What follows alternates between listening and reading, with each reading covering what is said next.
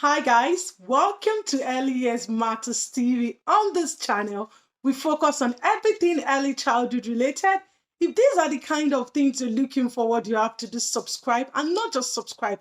Turn on that notification bell so that whenever a new video is being dropped on this channel, you'll be the first person to be notified. Today, I'm going to be giving out guidelines when you're preparing for an early childhood teacher job interview. Yes, in today's video, it's all about tips in relation to preparing for an early childhood teacher job interview. Are you an early childhood educator? You have an interview at hand. So this video is definitely for you.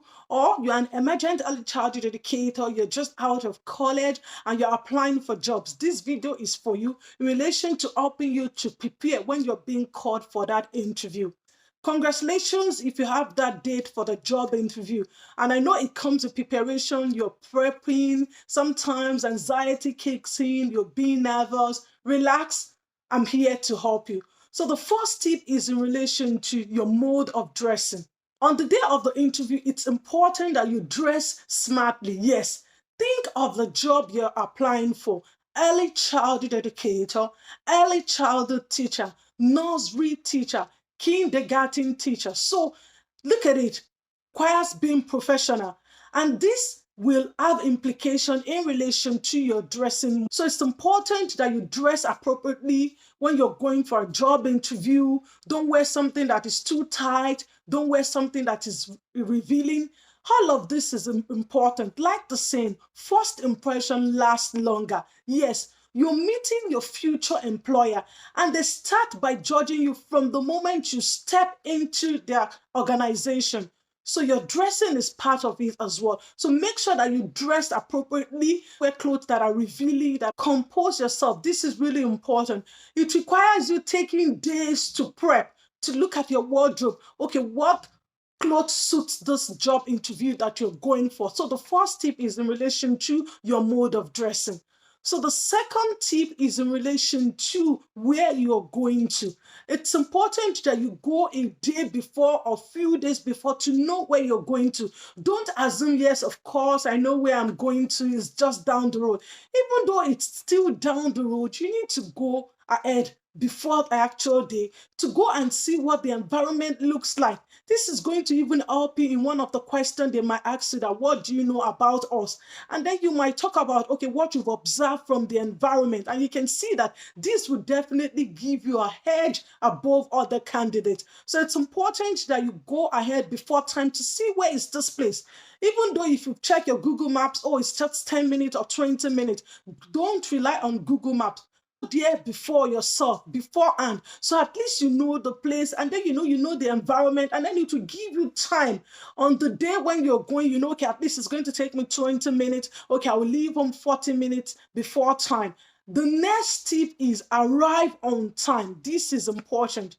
If you're having your interview at 10 a.m., don't arrive to the venue 1 minute to 10 and you're panting up and down, you're panicking. This is sending a signal that when you get the job, you're definitely going to be rushing. So arrive on time. Arrive there, if possible, 30 minutes before time.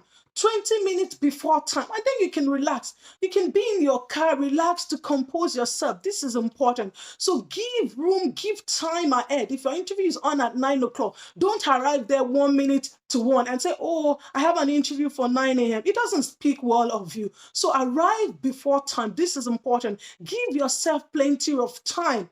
If you have an interview for 10 a.m., make sure you wake up at half 7 or 7 o'clock to start prepping.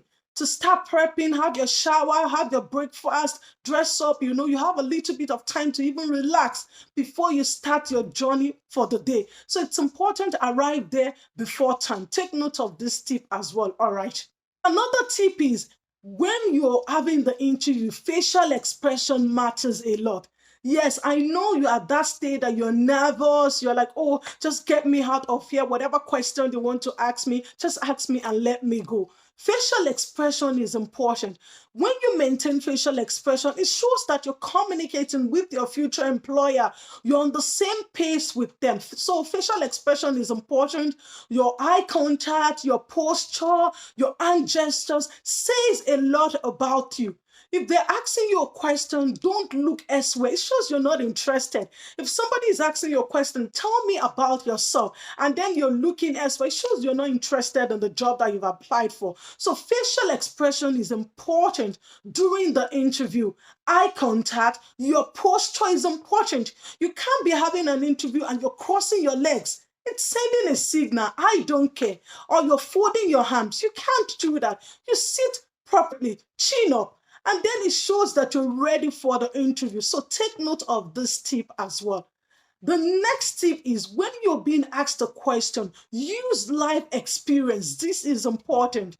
Use life experience to back up your answer. For instance, if they ask you a question, okay, why should we employ you? Or why should we hire you? So look at your experience that you have that relates to working with children and use this to back your answer up. You can say something such as, for the last 10 years, have been working with children in the area of early childhood, have been working with children from birth to 3, meeting their holistic needs. I've worked in so place for 2 years, and then this job now, I'm there for 5 years. But because I'm looking to further my career, that's why I'm looking for another job. So you can see that you've used your experience to back the question up.